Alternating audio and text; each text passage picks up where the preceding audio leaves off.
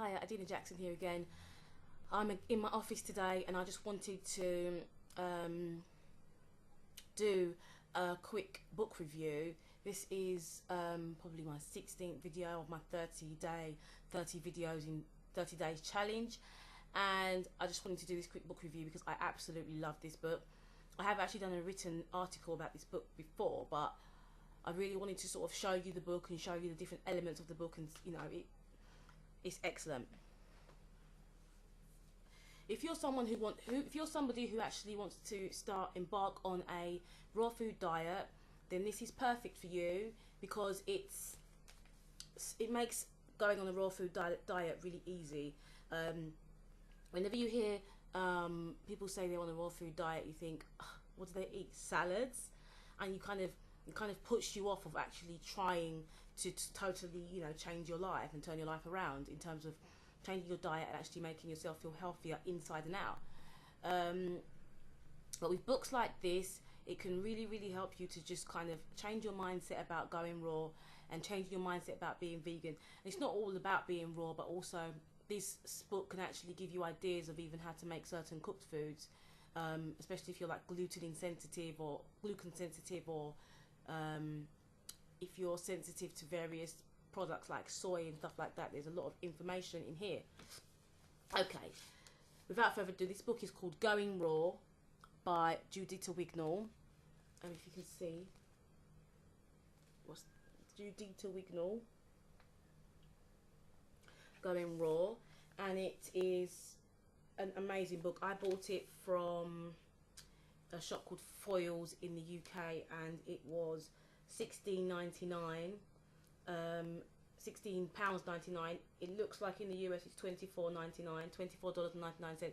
You can probably get it cheaper on various websites, I don't know. $27.99 in Canada. Anyway, cool thing about this book is it's really good because it literally gives you everything you need to go raw. It starts off with like an introduction, and then it talks to you about why you should go raw.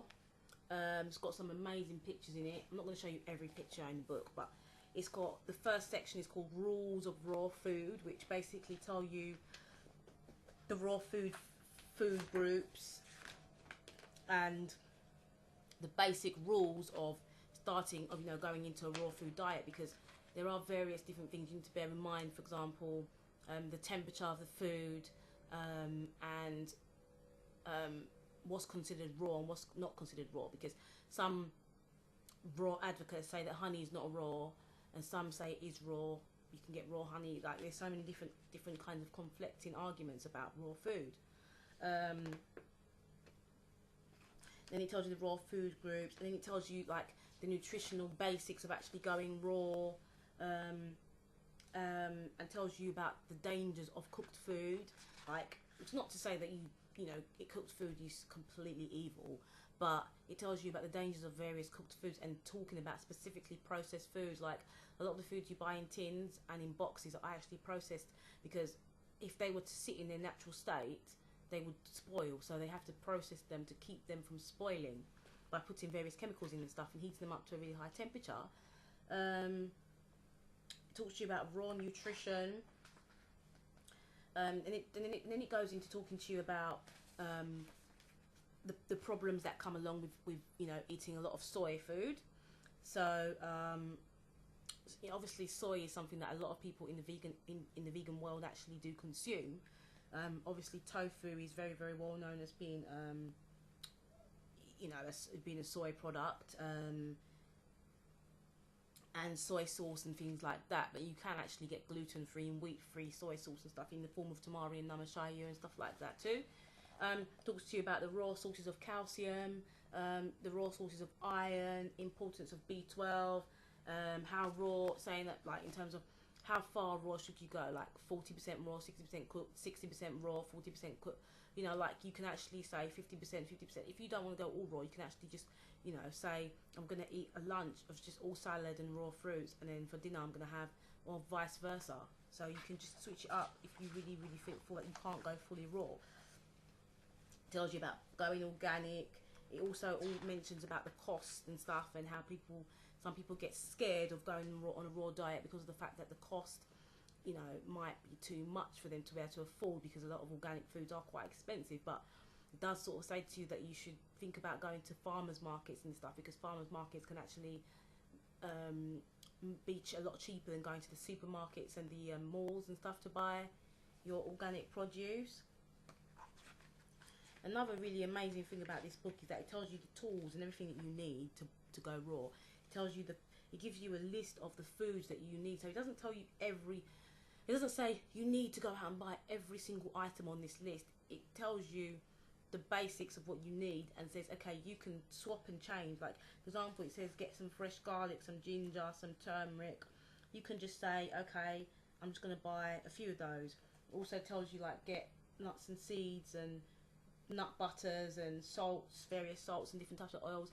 There's like olive oil here and coconut oil here, but you can just say, I'm going to get coconut oil and nothing else, or I'm just going to get olive oil and nothing else. You don't have to get everything. Talks to you about the nuts and talks to you about foods that might not be considered raw, but still are consumed in the raw food diet. It also talks to you about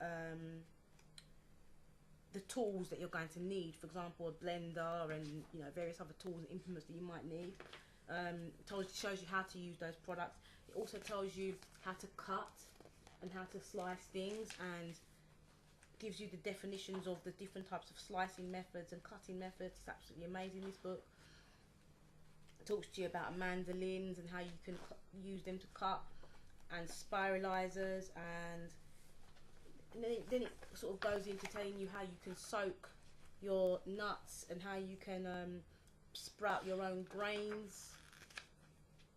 It's really, really good, and it, you know, it sort of encourages you to really, really, really push the boundaries with your food. It gives you, it's got a smoothie and juice section. It tells you so what juices and smoothies you can make. So it's got juice recipes in there. What else does it have? It's got a section for breakfast, which is, I love this breakfast, maple pecan granola. It's here. I've made this before, and one thing is also, I've been to this really cool cafe, and they also make this particular granola. It tells you how to make pancakes. It tells you how to make scones on a raw food diet. It's got a salad section where it tells you about all the salads. Then it's got a section where it tells you about all the dressings that you can put on your salads. It tells you how to make soups, different kinds of soups, different types of dips. It also tells you how to make cheeses and other dips. Tells you how to make wraps. It tells you how to make no meat bolognese sauce. It shows you how to make sprouted rice, and you can make rice dishes. You can make sushi. It's just got the list. It can even teach you how to make pizza, how to make veggie burgers, how to make samosas, chili con carne. There's just, the list is endless. Different pastas. It's just really, really good. And then it tells you how to make amazing desserts. It's good because at the back it's got a glossary to tell you exactly what, you know, things mean. And then it also has got the resources. And at the back also tells you how to make some really, really easy, simple things that you can literally just make in seconds. So it's just amazing. Also gives you information on how you can actually be on a raw food diet and still go out for dinner, and still be social, and also tells you how to plan your meals in advance. Tells you how to, like, if you're going to go out one day, tells you like what you can eat and what you can't eat when you're out. It's just, I love this book because it really, really helps. I mean, if you're not a raw vegan, then you might not, or if you don't want to go into a raw vegan diet, then this might not interest you. But it might even interest you in the sense that if you're generally on a lifestyle where you're trying to lose, well, you've changed your lifestyle and you're trying to lose weight and trying to make yourself feel healthier, more energetic, this is going to be good as well, because it can even just tell you how to make certain salads and how to make certain smoothies and stuff like that. It's a really, really good book.